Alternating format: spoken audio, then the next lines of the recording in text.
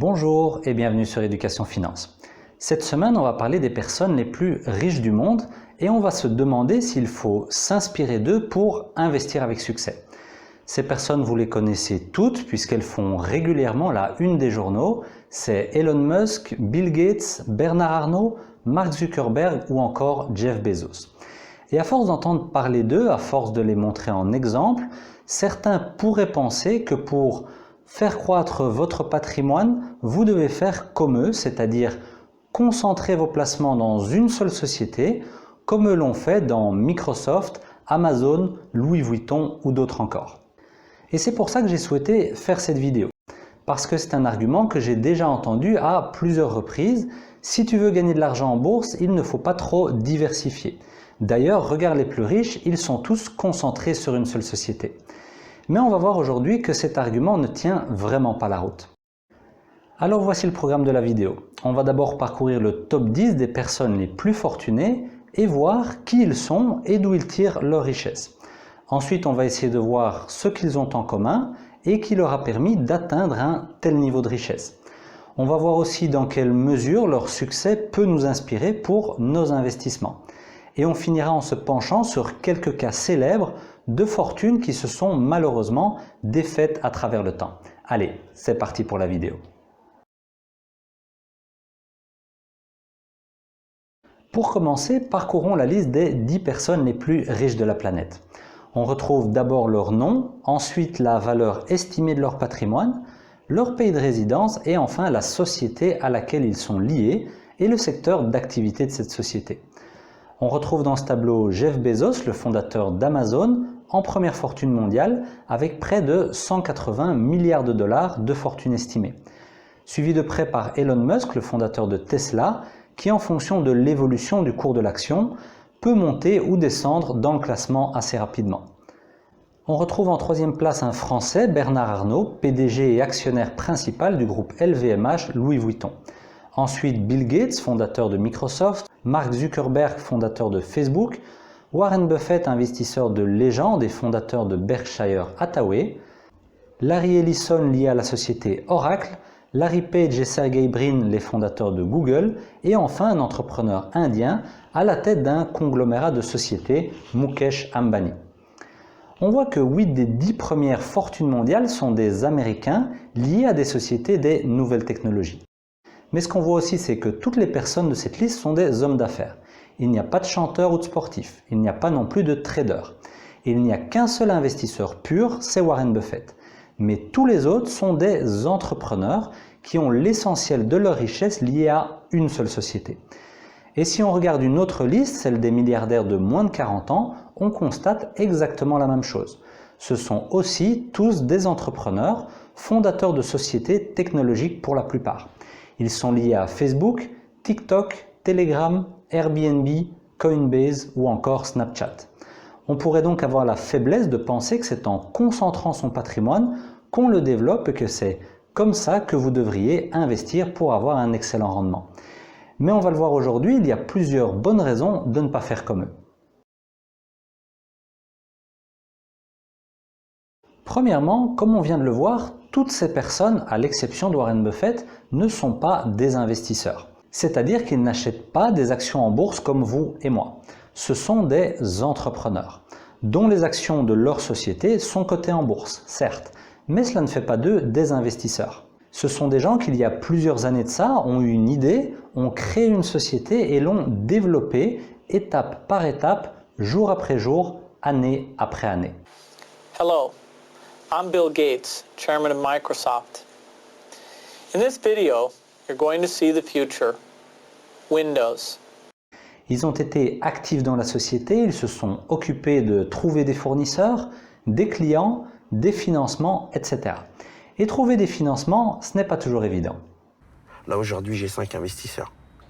Il m'en manque un. Moi, je sais que tu as le goût du risque. Ouais. Raconte-moi le projet et moi, si le projet me botte, je suis chaud, Serge. T'as dit bot? J'ai dit botte. Ok, on est en plein dans le sujet. Quand tu marches dans le désert, que t'as plus la force de marcher avec un sac à dos, où tu ranges ton sandwich, Dans ta poche? Non, je garde dans la main. Dans la main? Alors tu que à manges. tout moment... Non, frère. Parce qu'à un moment donné, un scorpion peut venir te le taper. Enfin, tu renlèves un truc de ton sac à dos. Non, et frère. Non. Non. Dans ta chaussure. Mais ça va pourrir dans la chaussure. Non. Si tu marches, ça va Parce l'écraser. que avec quand le tu pied. fais un compartiment réfrigéré, frère, Ah, c'est réfléchi, d'accord. Wow. qui garde, T'as qui garde la fraîcheur du pied et en même temps qui permet de garder les aliments au frais. Parce qu'attention, tu peux mettre un sandwich, mais si je fais des très très grosses bottes, tu peux mettre des fruits et C'est ça, légumes. il faut vraiment qu'elles soient énormes, les bottes. Elles sont grosses, j'avoue. Mais ça doit genre, par exemple, pour marcher dans le désert, c'est vraiment pas pratique. C'est pas ouf pour l'instant, mais là, c'est un prototype. Alors toi, je te le dis, tu me suis ou tu me suis pas. Pour toi, la mise de départ, elle est simple. J'ai déjà tout ce qu'il faut. Ce qui me manque, c'est 150 €. Et là, je lance le bise direct. J'ai les 10 millions qu'il me faut, il me manque 150 balles Non, mais si. pour lancer la machine. Mais pour en revenir à des projets entrepreneuriaux un petit peu plus viables, l'entreprise des 10 personnalités qu'on a vues précédemment, c'est en réalité le travail d'une vie. Les personnes les plus riches du monde sont devenues riches par la réussite exceptionnelle d'un projet entrepreneurial, pas en investissant en bourse. Et un autre point très important à comprendre, c'est que les actions détenues par l'entrepreneur sont son moyen de contrôle sur sa société. Il ne voit pas ces actions comme un investissement, mais comme un moyen d'être propriétaire et d'avoir un pouvoir décisionnel dans sa société. Il est donc dans une situation différente de la nôtre. Ensuite, remarquons qu'on regarde ici le top 10 des fortunes mondiales. On se concentre donc sur les quelques happy fews qui ont eu une réussite hors du commun. Mais avant de s'enthousiasmer sur leur réussite et d'en tirer des conclusions sur le fait que l'entrepreneuriat ou la concentration de patrimoine sont le moyen de développer son patrimoine, il faut évidemment penser à regarder les entrepreneurs dans leur ensemble. Et donc aussi ceux qui concentrent leur patrimoine dans leur projet entrepreneurial et qui malheureusement échouent ou stagnent dans les difficultés. En cas d'échec, la concentration de votre patrimoine dans votre projet peut avoir de grosses conséquences sur votre vie financière bien sûr, mais aussi bien au-delà. On ne peut donc certainement pas réduire l'entrepreneuriat et ses conséquences financières au top 10 des fortunes mondiales et en tirer des conclusions sur la meilleure manière d'investir son argent. De plus, il faut faire attention au biais du survivant, qui consiste à ne voir que ceux qui ont réussi et à ne pas se rendre compte de ceux qui ont échoué, car ceux-ci ont tout simplement disparu, ils ont fermé boutique et plus personne ne parle d'eux. Alors vous pourriez me dire, ok, ce sont des entrepreneurs, ok, ils ont eu beaucoup de succès, mais est-ce que malgré tout on ne peut pas apprendre de leur parcours et de la manière dont ils ont réussi à accumuler tant de richesses? Alors je dirais que le point commun entre eux et nous, c'est qu'ils ont investi et sont restés investis à travers les années. Ça, c'est quelque chose qu'ils ont fait et qu'on peut faire aussi. Mais en termes d'investissement, ça s'arrête là. Ils peuvent éventuellement nous inspirer pour lancer un business, pour gérer des équipes ou pour innover dans notre activité professionnelle, mais pour investir en bourse, je ne vois pas pourquoi ce seraient des exemples puisque ce ne sont même pas des investisseurs. En fait, ceux qui veulent s'inspirer des grandes fortunes mondiales pour investir n'ont pas peur de la concentration de leurs placements simplement parce qu'ils ont l'appât du gain. Mais si c'est pour prendre beaucoup de risques dans l'espoir de gagner de l'argent rapidement, ils peuvent tout aussi bien miser toute leur épargne sur BetClick et croiser les doigts pour que le dernier du championnat polonais batte le premier dans le match du soir. Ou faire comme Gaëtan qui a transformé 20 centimes en 350 € en un seul pari. Rendez-vous compte à quel point prendre du risque lui a rapporté. Mais personne ne vous conseille d'essayer de devenir riche sur un site de paris sportifs, parce que tout le monde sait très bien que la balance risque-rendement des paris ne penche pas du tout en votre faveur. Et en fait, en bourse, c'est la même chose. Si vous misez tout sur une société, comme les entrepreneurs sont contraints de le faire, la balance risque-rendement ne penche pas en votre faveur. Comme je vous l'ai déjà dit dans une précédente vidéo, historiquement, une action cotée sur 2 a eu un rendement négatif sur sa durée de cotation, alors qu'un portefeuille diversifié a rapporté entre 8 et 10% de rendement par an. La différence est donc énorme et illustre le risque d'être concentré sur une seule société. Donc concentrez vos placements pour copier le top 10 des fortunes mondiales, c'est être dans une logique de pari et non pas dans une logique d'investissement ou de gestion de patrimoine. Et la probabilité que vous dénichiez à l'avance une action qui va exploser en valeur et que vous ayez le courage de mettre toute votre épargne dessus est, admettons-le, très très faible. Et au-delà de cela, il y a encore un autre aspect important. Quelle est la probabilité que vous teniez votre pari pendant 10, 15 ou 20 ans, comme l'ont fait les plus fortunés? Parce que tout au long de votre période de détention, la société va avoir des hauts et des bas et vous allez être tenté de vendre et de sécuriser les gains que vous avez déjà réalisés. Qu'auriez-vous fait dans les années 2000 lorsque Apple est passé de 1,20$ à un peu plus de 20 cents en quelques mois et a donc perdu 80% de sa valeur pour revenir végéter à un niveau de prix auquel l'action cotait déjà depuis plus de 10 ans? Donc on voit bien que les plus riches ont eu leur action au tout début de l'aventure pour une bouchée de pain parce qu'ils sont les fondateurs et ils ont gardé leurs actions jusqu'à aujourd'hui contre vents et marées et contre toutes les tentations de vendre parce que ce sont des entrepreneurs et que leurs actions sont leur moyen de contrôler leur société.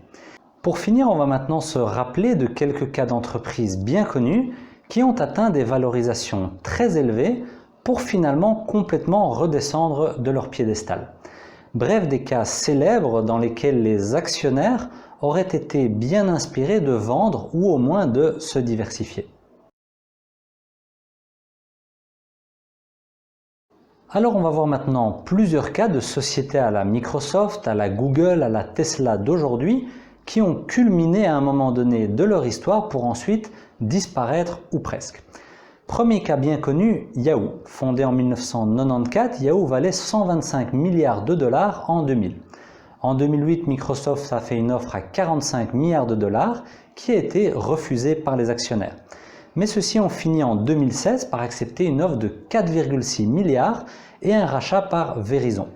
Yahoo est donc passé de 125 milliards de valorisation à 4,6 milliards. Deuxième exemple, General Electric. Longtemps une des plus grandes sociétés des États-Unis, General Electric a vu le prix de son action divisé par 4 depuis la crise de 2008.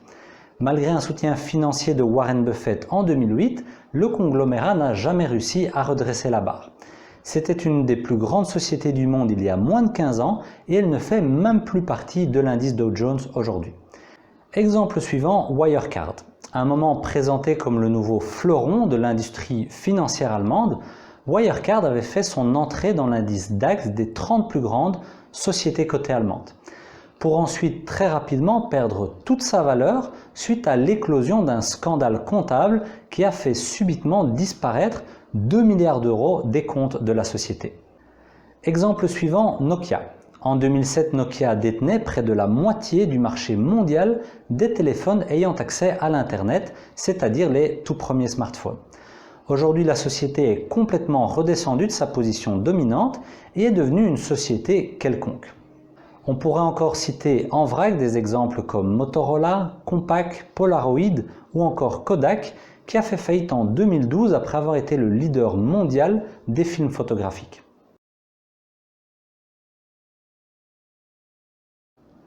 On l'a vu, autant on peut passer quelques minutes à rêver du succès de ces quelques personnalités du top mondial, autant leur réussite est le fruit d'un pari concentré sur des histoires entrepreneuriales hors du commun. S'inspirer de ces réussites entrepreneuriales pour décider de comment investir en bourse ne me paraît avoir aucun sens. Les statistiques le prouvent, la concentration de vos placements est une décision d'investissement complètement sous-optimale, qui va vous faire courir un risque disproportionné. Si vous êtes dans une optique de pari parce que vous rêvez de vous enrichir rapidement, alors vous serez obligé de prendre énormément de risques, de choisir une société parmi les 41 000 cotées à travers le monde et de tout miser sur celle-ci et d'être aidé par une chance de cocu pour y arriver. Si par contre vous voulez faire croître votre patrimoine tout en le protégeant, préférez bien évidemment une approche diversifiée et de long terme.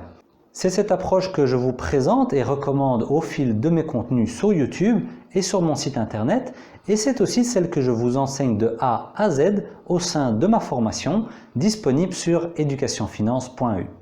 C'est également celle que je vous aide à mettre sur pied lors de mes accompagnements individuels proposés sur mon site internet. Et comme je vous le montrais dans une récente vidéo, un investissement diversifié en ETF, que ce soit sur le S&P 500 ou même sur le CAC 40, a rapporté plusieurs centaines de pourcents sur les 10 dernières années, de manière complètement passive. Sur ce, je vous laisse y réfléchir et je vous dis à bientôt pour de nouveaux contenus. Ciao!